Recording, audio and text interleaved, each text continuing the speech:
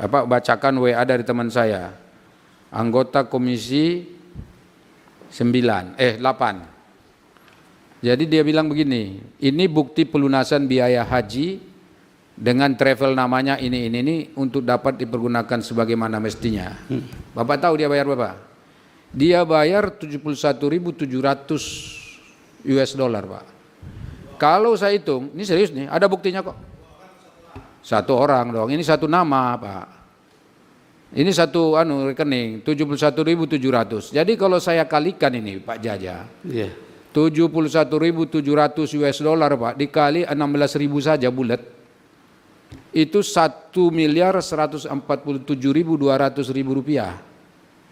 Nah haji, Pak, ini adil nggak sih? Ini yang saya katakan tadi, di mana peran Kementerian Agama di sini? Itu banyak loh, 71.700 per orang. Ini orang mau masuk surga pun harus bayar ini sekarang. Lah kalau misal kamarnya suite, ya mungkin wajar kamarnya suite di Darut Tauhid misal begitu. Nah, kan kita nggak tahu pelayanannya bentuknya barangnya kayak apa. Begini loh Pak, jadi kan 71.700 dikurang 8.000, itu Pak selisihnya 63.700 US dollar. Mahal ini. Ada kok nama anunya di sini, ada sini. Cuman saya nggak sebut aja. Ada nama travelnya, ada buktinya. Udah transfer, ada bukti print out dari banknya. Ini apa gitu loh, apa-apaan? Haji sampai 1,1 gini, yang furoda aja nggak nyampe segini.